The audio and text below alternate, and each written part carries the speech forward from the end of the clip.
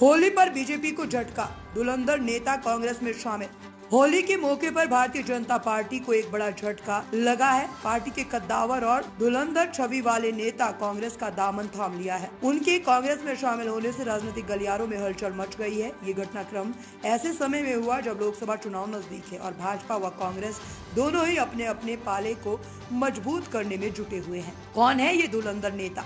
ये नेता भाजपा में लंबे समय से सक्रिय थे और अपनी तेज तर्रार छवि के कारण पार्टी के मजबूत स्तंभों में से एक माने जाते थे। वे अपने क्षेत्र में काफी लोकप्रिय थे और जनता में गहरा जुड़ाव रखते थे। उनके भाषणों और जमीनी पकड़ के कारण पार्टी में उनकी अच्छी खासी पहचान थी। भाजपा के लिए ये बड़ा झटका है क्योंकि ये नेता न सिर्फ पार्टी की नीतियों का प्रचार करते थे बल्कि संगठन को मजबूत करने में भी अहम भूमिका निभा रहे थे। क्यों छोड़ी भाजपा? इस धुरंधर नेता के भाजपा छोड़ने की कई वजह बताई जा रही है। सूत्रों के मुताबिक वे काफी समय से पार्टी नेतृत्व से नाराज चल रहे थे। उन्होंने कई बार पार्टी हाईकमान को अपनी बात रखने की कोशिश की, लेकिन उनकी शिकायतों को नजरअंदाज किया गया। इसके अलावा टिकट बंटवारे को लेकर भी असंतोष की खबरें आ रही थी। माना जा रहा है कि इस नेता को भाजपा से टिकट नहीं मिलने की आशंका थी, इसलिए उन्होंने कांग्रेस का हाथ थाम लिया। कांग्रेस में स्वागत। कांग्रेस के वरिष्ठ नेताओं ने इस धुरंधर नेता का पार्टी में जोरदार स्वागत किया। कांग्रेस ने उन्हें महत्वपूर्ण जिम्मेदारी सौंपने का भी आश्वासन दिया। पार्टी का मानना है कि उनके शामिल होने से चुनाव में कांग्रेस को बड़ा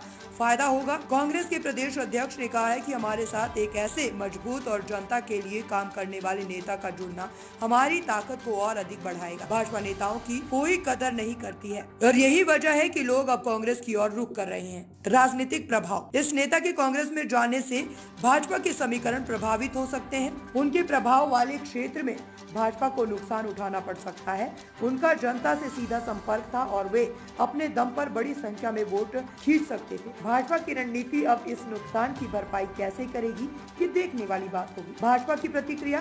भाजपा की ओर से इस पर अभी तक कोई आधिकारिक बयान नहीं आया, लेकिन पार्टी के कुछ नेताओं ने इसे अवसरवादिता करार दिया है। एक भाजपा प्रवक्ता ने कहा कि कुछ लोग सिर्फ अपने स्वार्थ के लिए राजनीति करते हैं। वे विचारधारा से नहीं बल्कि अपने फायदे से पार्टी बदलते हैं। क्या कांग्रेस को होगा फायदा? इस नेता के आने से कांग्रेस को निश्चित रूप से फायदा हो सकता है।